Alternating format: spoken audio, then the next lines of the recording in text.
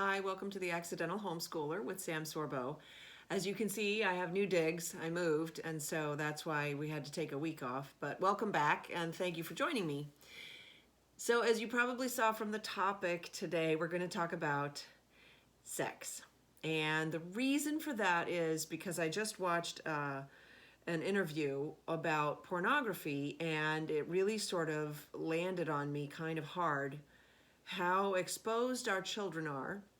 Not that I didn't know this before, and so part of this is I'll be going a little bit into the book in a later episode, but just to talk to parents out there who, I get that you're new to homeschooling, and I know a lot of you are thinking about continuing home education even in the fall because of all the new regulations that are coming in, or maybe you just really enjoyed it and you think, hey, let me give this a shot, or maybe you're just fed up with school. I talked to somebody over the weekend who pulled his kid out of school, all of his kids actually out of school at the end of last year, and enrolled them in an online school this year.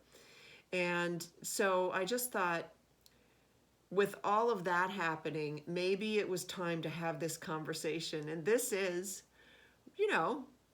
a stressful, anxiety-provoking conversation. How do we talk to our children about sex? And so the first thing that I want to address there is we should not be ashamed of it. It is a natural thing. And so there should be no shame involved. It should be an open and frank discussion. And in fact, I would encourage you to have discussions like this fairly early, and you decide when is too early. But honestly, if you see an opening, if there is an opening, have a conversation with your child. What is it? Well, it's when a man and a woman commit to each other in a covenanted relationship, and then they get physically intimate with each other. And you don't have to go into details if the child is very young, but as the children age, they know what body parts are. They know probably a lot more than you're giving them credit for. And it behooves you to have the conversation with them so that at least you've opened the door. And then you can say to them, listen, if you have any questions in the future, if you have any ideas that you want to run past me, or you have any kinds of wondering, we can always sit down and have this conversation. And your kids will likely say, oh, I don't want to have this conversation. And you say, well, kind of, neither do I. But it's important that we talk about things, and we shouldn't shy away from talking about the hard things. We shouldn't shy away from difficult conversations, especially with our children who mean so much to us. And so, how? So, a couple of tips. I set it up. I found a moment. So it was different for every child, but you're not waiting for the right time, because the right time never comes. As you know, with having kids, it's sort of like it's never the right time. You never have enough money saved. You never have enough of you settled down or whatever it might be that you're waiting for. It's the same thing with this conversation. It's an uncomfortable conversation, and so you need to pick a time, and basically it's like ripping off a Band-Aid.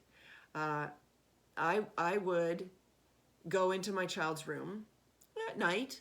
Things have calmed down, getting ready for bed, or just sort of putzing around the room, and I'd say, hey, come here, I want to sit and have a chat with you. And then I'd do sort of a quick review.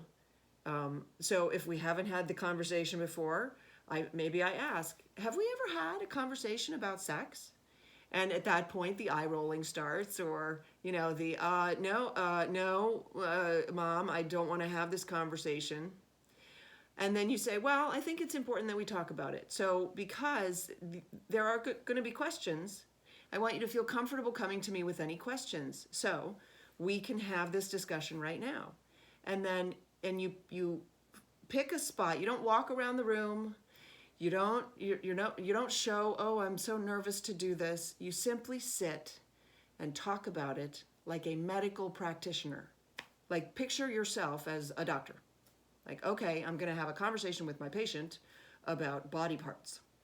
and you talk about the various facets of sex.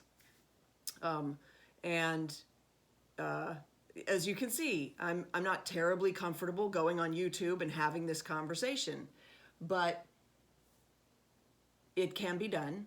And you don't have to cover everything in one conversation, although you don't want to have the conversation again. So heaven forbid you should leave anything out and then have to start over again.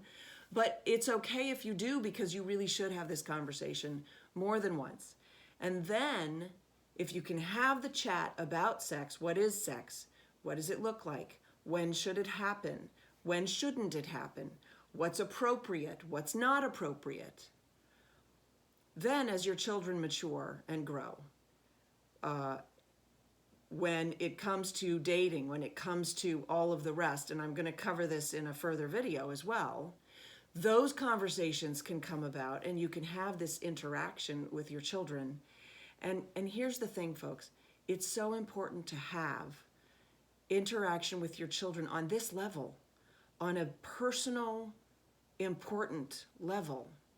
That's why we have to have these conversations. It aggrieves me that we think that the school can have this conversation with our children, and to somehow to our benefit, so that we don't have to. It aggrieves me no end, because when you leave it to the school, well, first of all, they teach a whole bunch of stuff that they probably shouldn't be teaching, and they leave out the most important part of it, which is, in my opinion, the morality that is attached to the sex act. And so, with that, we will leave it there and come back and talk about that in a later video. So thanks so much for joining me. Please go to samsorbo.com and also follow me on Twitter at the Sam Sorbo. And great, I appreciate you joining me. Take care.